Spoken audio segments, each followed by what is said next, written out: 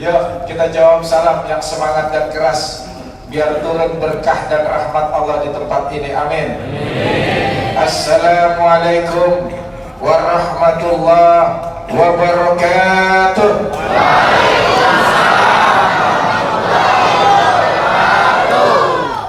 Bismillahirrahmanirrahim. Alhamdulillahi rabbil alamin, waliyis salihin, wala udwana illa ala zalimin. Wassalatu wassalamu ala sayyidil mursalin wa imamil muttaqin wa hujjatillahi ala nasi ajma'in. Amma ba'd. Sedikit saya ingin menyampaikan hikmah dari peringatan tahun baru Hijriyah. Hadirin hadirat ma'asyiral muslimin yang insyaallah kita dimuliakan oleh Allah Subhanahu wa taala. Tahun baru Hijriyah sangat berkaitan erat dan tidak terlepas dari peristiwa hijrahnya Rasulullah bersama kaum muslimin ketika itu. Artinya tonggak kalender Islam dimulai dan dihitung dari peristiwa hijrahnya Rasulullah Sallallahu Alaihi Wasallam. Lalu apa di balik hikmah peristiwa hijrahnya Rasul? Yang pertama, bahwa kita dalam kehidupan ini, dalam kehidupan beragama, bermasyarakat, berbangsa dan bernegara, atau apapun aktivitas kita, kita disuruh melaksanakan dengan landasan keikhlasan. Kenapa? Karena hijrahnya kaum muslimin, Rasul bersama kaum muslimin semata-mata karena keikhlasan, mengharapkan ridho Allah Subhanahu wa taala, bukan yang lainnya. Saudara, saya ingin tanya, apakah Rasulullah motivasi hijrahnya karena harta atau karena yang lain? Karena harta bukan. Karena harta bukan. Kenapa? Apakah Rasulullah sebelum hijrah kaya atau miskin? Kaya atau miskin? Kaya atau miskin? Kaya. Kaya atau miskin? Miskin. Rasulullah sebelum peristiwa hijrah orang yang sangat kaya raya. Artinya apa? Bukan harta yang beliau cari di Madinah, bukan emas intan permata yang beliau tuju di Madinah, bukan. Karena beliau ketika di Mekah sudah menjadi orang yang sangat kaya raya, menjadi saudagar yang hebat. Apa buktinya? Di antaranya beliau menikah dengan Sayyidah Khadijah. Mahar beliau menikahi Sayyidah Khadijah itu 100 ekor unta muda dan 20 on emas. Berapa? 100 ekor unta muda dan 20 on emas. Kalau dirupiahkan sekira 2 miliaran. Bayangin ketika zaman itu Rasulullah sudah menikah dengan mahar miliaran. Bapak-bapak nikahin bininya maharnya berapa? Ini modelnya tampangnya seperangkat alat sholat semuanya.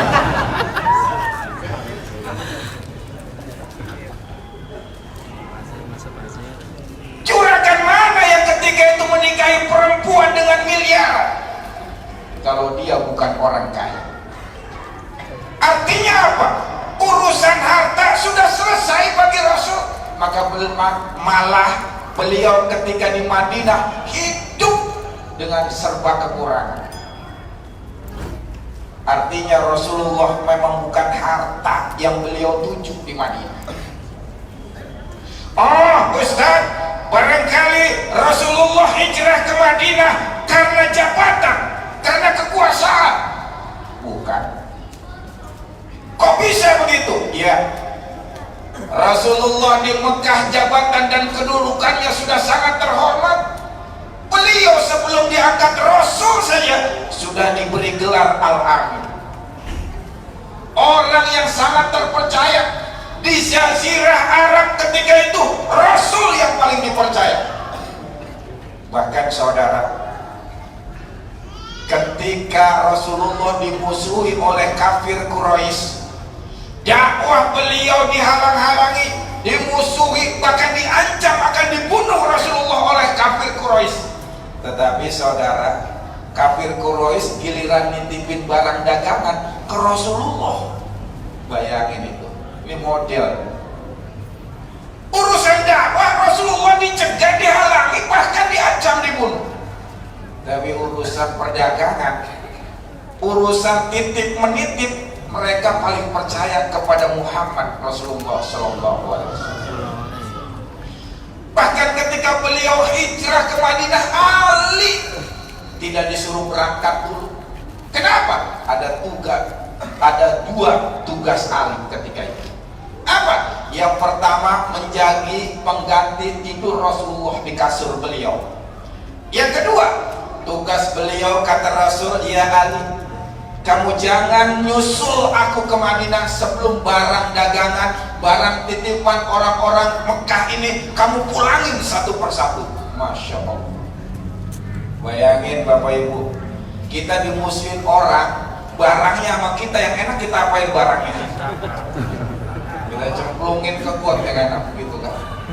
Rasul bayangin, dimusuhi, diancam, dibunuh, barang orang yang mengancam ada di beliau. Tapi beliau tidak rusak, beliau tidak buang, atau tidak beliau bawa ke Madinah, tidak. Ali dikasih tugas khusus pulangin barang-barang tersebut. Subhanallah. Artinya apa? Bukan jabatan yang beliau cari di Madinah, bukan kekuasaan yang beliau tuju di Madinah, bukan. Jabatan bukan, Ustaz, bukan. Kekuasaan, apalagi kekuasaan? Harta juga bukan tadinya. Iya. Oh, barangkali Ustaz, Rasulullah berangkat pindah dari Mekah ke Madinah karena wanita, Ustaz. Saudara, perempuan mana ketika itu yang paling hebat selain Khadijah? Enggak ada. Rasulullah telah mendapatkan wanita terbaik di zaman, bahkan hingga hari ini. Beliau punya seorang perempuan istri yang hebat luar biasa. Buat apa nyari perempuan lain? Oleh karena itu, motivasi beliau bukan perempuan, beliau hijrah ke Madinah. Harta bukan, tahta bukan, apalagi wanita. Lalu apa beliau pindah dan hijrah ke Madinah motivasinya? Iman. Karena di Mekah iman beliau terancam. Karena di Mekah ibadah kaum muslimin tidak bebas dan tidak boleh. Karena imanlah, maka masyarakat muslim ketika itu pindah dari Mekah ke Madinah. Artinya apa? Modal kita hidup adalah iman.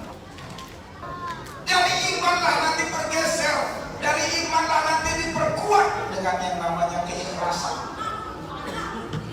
Bayangin saudara, umat Islam ketika itu rela meninggalkan harta bendanya, meninggalkan keluarganya yang belum beriman, meninggalkan kedudukannya, perniagaannya, sawah ladangnya, demi untuk mempertahankan iman. Ikhlas mengharapkan ridho Allah Subhanahu wa taala. Yabtahuna fadlan min Allah wa ridwana wa yansuruna Allah wa rasulah. Dipuji muhajirin dalam Al-Qur'an surat Al-Hasr ayat 8 karena motivasi mereka, tantangan yang luar biasa, adalah benar-benar ikhlas karena Allah Subhanahu wa Ta'ala. Tapi di antara para muhajirin ada yang namanya tunangannya Ummu Qais. Karenanya dikenal dengan muhajir Ummu Qais.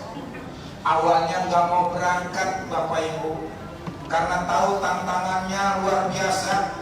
Harta harus ditinggal, keluarga harus ditinggal, perniagaan harus ditinggal, di tengah jalan bisa dibegal, diancam dibunuh oleh kafir Quraisy.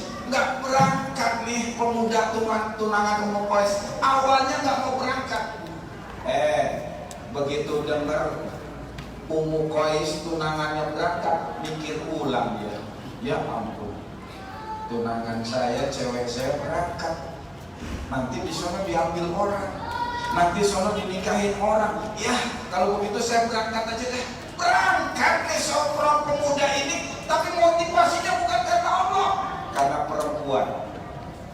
Diadukan kepada Rasul, maka kemudian inilah Rasulullah kemudian bersabda, innamal a'malu binniyat wa innamal likulli imri'in ma nawa. Sesungguhnya setiap orang itu tergantung niatnya, dan amal perbuatannya diganjar karena niatnya. Faman kanat hijratuhu ilallahi wa rasulih fa hijratuhu ilallahi wa rasulih. Barang siapa yang hijrahnya karena Allah dan Rasul, fa hijratuhu ilallahi wa rasulih, maka hijrahnya mendapat ridho Allah dan Rasul. Wa man kanat hijratuhu lidunya yusibha aw imra'atin yankihuha. Tapi barang siapa yang hijrahnya karena dunia yang ingin dia raih, atau karena perempuan yang ingin dia nikahi, fa hijratuhu ila ma hajaru ilaihi, maka hijrahnya dia cuma dapat itu doang. Bayangin nih Bapak Ibu, gara-gara niat yang membedakannya jadi jauh. Medannya sama, jaraknya sama, capeknya sama, terik matahari sama, bahaya gurun pasir sama, dijegal terancam sama, tapi hasilnya bisa beda. Yang muhajir Ummu Qais cuma dapat perempuan, tapi yang lain dapat ridho Allah dan Rasulnya. Subhanallah. Karena itu Bapak Ibu sekalian, beramalah seikhlas mungkin. Kalau kita beramal dengan ikhlas, insya Allah nggak ada kecewanya. Tapi saya ingatkan, kalau kita beramal karena bukan Allah, siap-siaplah kecewa, siap-siaplah menderita. Kenapa? Karena suatu amal perbuatan yang digantungkan selain Allah, dia nisbi, tidak abadi, dan siap-siap kita akan kecewa. Contoh, Bapak Ibu sekalian, ibadah sholat jamaah misalnya karena Pak Haji Didi, malu sama Haji Didi. Begitu Haji Didi ketahuan aibnya, Bapak Ibu bukan cuma benci sama Haji Didi, tapi juga jadi malas ibadah. Betul? Betul. Bapak Ibu gotong royong syiar Islam kemana-mana karena ketua FDKM misalnya. Tapi begitu ketua FDKM beda pilihan politik, bapak-bapak bukan cuma benci ketua FDKM, tapi bapak-bapak juga jadi malas gotong royong, jadi malas untuk membangun guyup di masyarakat. Betul? Betul. Kenapa? Karena bukan dilandasi dengan keikhlasan. Dulu ada dua orang santri yang namanya Umar dengan Ali. Siapa? Umar sama Ali. Nih Ali sama Umar ceritanya lulus pesantren. Begitu lulus mereka nerusin kerjaan ayahnya. Si Ali kebetulan ayahnya petani, maka Ali begitu lulus nerusin berkebun ladang di ayahnya, nanam singkong Ali. Singkat kata singkongnya panen, masya Allah udah gede, bagus-bagus. Ingat kiainya, ya Allah kiai saya yang ngasih ilmu saya yang banyak dengan jasa saya. Saya bawa beberapa kilo untuk kiai saya. Datang Ali ke rumah kiainya bawa singkong bagus-bagus. Assalamualaikum. Waalaikumsalam. Siapa? Ali kiai. Ngapain? Silaturahim aja nih. Itu apa yang kamu bawa? Singkong kiai. Kok bisa? Iya, kemarin saya panen Kiai bagus-bagus. Ingat Kiai, nih buat Kiai doain biar supaya berkah. Oh begitu? Iya Kiai. Ya udah taruh belakang. Begitu Ali naruh belakang singkong, Kiainya ngomong sama bininya, Bu, kenapa? Si Ali bawa singkong. Terus kesian, mana rumahnya jauh, Bu. Saking jauhnya Ali rumahnya di Google Map nggak ada, Bu. Terus gimana Pak? Ya masa Ali pulang tangan kosong, Bu. Ya terus mau dikasih apa? Kita nggak punya apa-apa, Pak.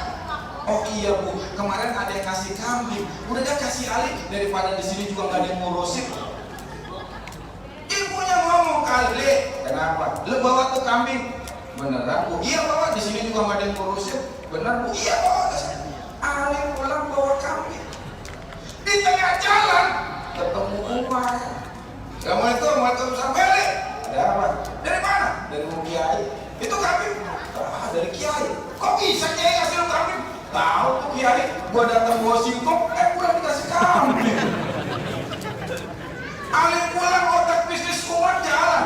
Si Ali kasih singkong dikasih kambing. Gimana kalau gua beli durian? Kok bisa? Umar berangkat ke rumah Kiainya, mampir di Giant beli durian montong sampai 30 kilo. Datang ke rumah Kiai, Assalamualaikum. Waalaikumsalam. Siapa? Umar Kiai. Itu apa? Durian Kiai montong, bagus-bagus banget Kiai, manis-manis Kiai. Udah taruh belakang. Ditaruh belakang, Umar ke belakang. Kiai ngomong sama dia, Bu, kenapa? Umar bawa durian. Emang kenapa? Lah bagusan Umar enak-enak, manis-manis ini duriannya Bu. Ya terus, ya masa Umar pulang tangan kosong. Ya terus mau dikasih apa? Kita nggak punya apa-apa Pak. Tadi kambing satu udah dikasih Ali. Iya Bu, Ali kan tadi bosi. Udah daripada nggak ada yang makan sih tuh kasih Umar aja. Umar berangkat bawa durian, pulang bawa singkong. Sial banget Umar. Masya Allah. Kenapa seperti itu? Karena dia beramal bukan karena Allah. Ketika kita beramal bukan karena Allah, siap-siaplah akan kecewa. Siap-siap akan menderita. Insya Allah kita yang hadir di sini, insya Allah semata-mata untuk mencari ridho Allah Subhanahu Wa Taala. Amin ya Rabbal Alamin.